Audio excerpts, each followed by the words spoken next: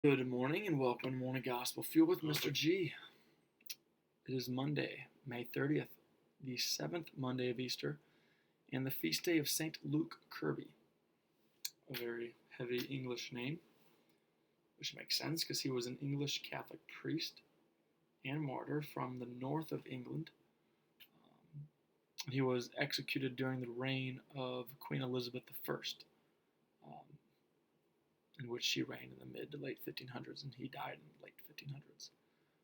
But anyway, he was canonized and is canonized as one of the 40 martyrs of England and Wales, which weren't formally canonized until 1970, which is 50 years ago. Today's gospel is from John chapter 16, verses 29 through 33. Let's begin in the name of the Father, Son, and Spirit. Amen. His disciples said, "Now you are talking plainly, and not in any figure of speech. Now we realize that you know everything, and that you do not need to have anyone question you.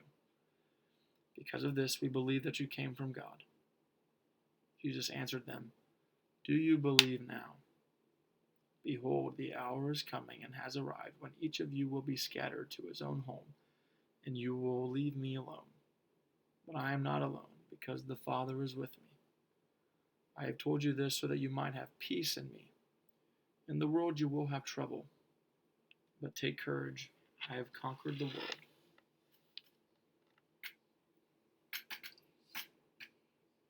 So, we have John's Gospel soon concluding the time of Jesus being with the disciples as he is about to be lifted up to heaven and no longer be with them. And Jesus knows that they are going to struggle. In fact, Jesus knows that all of the apostles, the 12 disciples, except for John, who wrote this gospel, is going to be killed, martyred for the faith on behalf of Jesus Christ.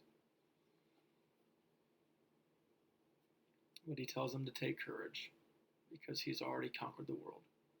And he's asking them to do it in peace. So that's very telling. Like if you think about the early church, before all these church structures that we have here, and these buildings, and all the fancy stuff going on all over the place. These guys were so convicted that they would do anything, give up their lives for Jesus. And the question is, would we be able to do the same?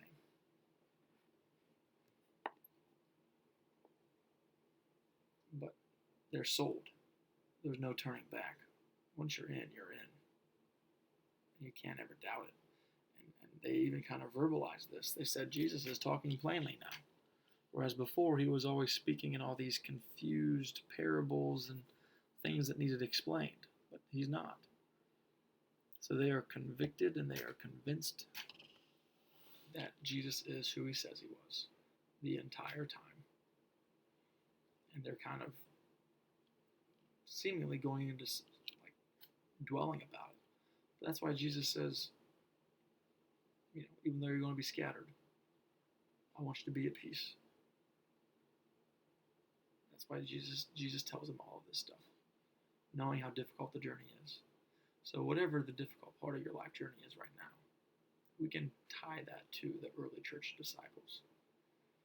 And most importantly, tie it to the foot of the cross, knowing that Jesus is right there, walking right beside us. Have a great day. God bless. Keep it real. And the Father, Son, and the Spirit. Amen.